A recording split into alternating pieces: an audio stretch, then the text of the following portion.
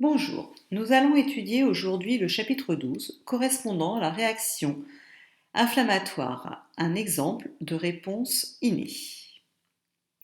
Lorsqu'un agent infectieux, bactérie, virus, champignon microscopique, etc., pénètre dans l'organisme et commence à s'y multiplier, on observe la mise en route très rapide d'un ensemble de réactions immunitaires qui constituent l'immunité innée.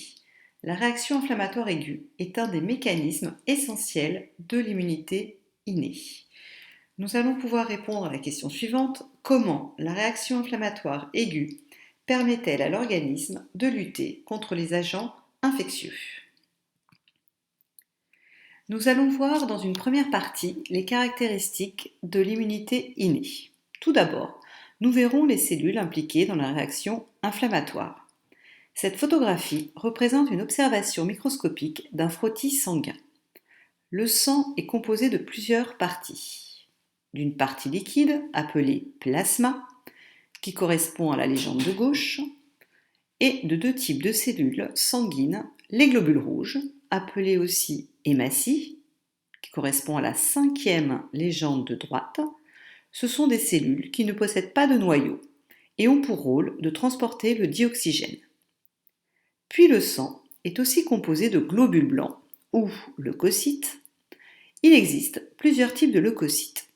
Tout d'abord, les phagocytes, qui ont un noyau formé de plusieurs lobes qui correspond à la première légende de droite. Et les lymphocytes, qui ont un noyau simple qui correspondent à la deuxième et quatrième légende de droite. Nous verrons plus en détail les lymphocytes dans le chapitre suivant. Enfin, le sang contient aussi des plaquettes, troisième légende à droite. Leur rôle est de permettre la cicatrisation. Elles forment la croûte sur une plaie. Seuls les leucocytes sont impliqués dans l'immunité. Des organes sont aussi impliqués dans la réaction inflammatoire aiguë. Les leucocytes sont fabriqués dans les organes lymphoïdes primaires, encadrés en rouge, et qui sont la moelle rouge osseuse et le thymus. Ces leucocytes vont ensuite être stockés dans des organes lymphoïdes secondaires, encadrés en vert, comme les amygdales et la rate. Ces leucocytes circulent dans un liquide entre les organes lymphoïdes primaires et secondaires, appelé lymphe, qui est une sorte de liquide épais et blanchâtre qui peut couler quand une croûte est grattée. Les leucocytes rejoignent ensuite le sang pour pouvoir circuler dans tout le corps pour soit jouer le rôle de patrouilleur, surveiller les points d'entrée des infections, soit aller sur les sites infectieux. Nous allons maintenant aborder le déclenchement de la réponse immunitaire innée en cas d'infections diverses. Tout d'abord, corrigeons le TD. Grâce au premier document, nous pouvons recenser les différents symptômes de l'angine et les associer aux 4 symptômes stéréotypés d'une réaction inflammatoire aiguë, c'est-à-dire aux symptômes que présentent toutes les personnes au début d'une infection. Alors, tout d'abord, en cas d'angine, la fièvre est supérieure à 38 degrés. Cela correspond aux symptômes stéréotypés chaleur.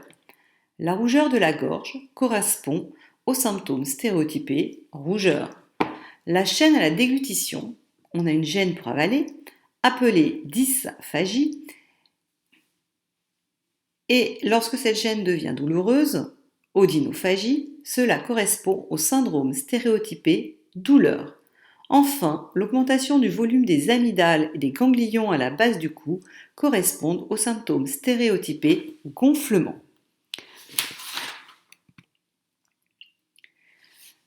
Pour le deuxième exercice, recopiez les légendes des schémas corrigés et nous allons voir le cas d'une allergie grâce à l'activité numéro 2, page 292.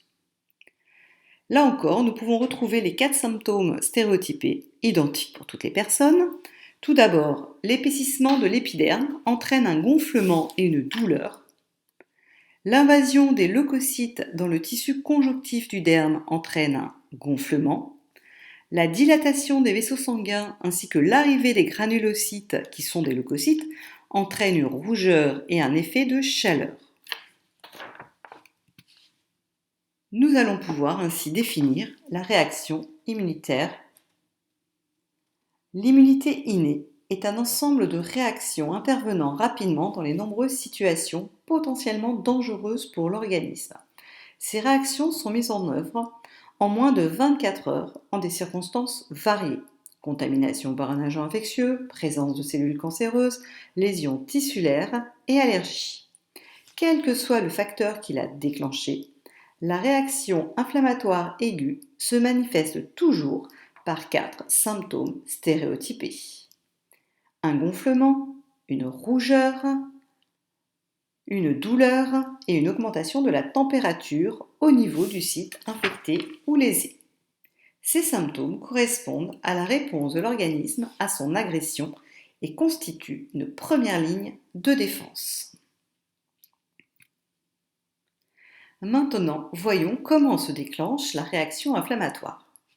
La réaction inflammatoire aiguë est initiée par des cellules immunitaires qui patrouillent en permanence dans les tissus comme la peau, les muqueuses de l'appareil respiratoire, digestif et génital, servant de porte d'entrée aux agents infectieux. Ce sont les cellules sentinelles, comme par exemple les cellules dendritiques. Ces cellules sentinelles détectent un agent infectieux grâce à des récepteurs présents sur leur membrane plasmique. Ces récepteurs, dits de l'immunité innée, reconnaissent des molécules présentes chez de nombreux agents infectieux.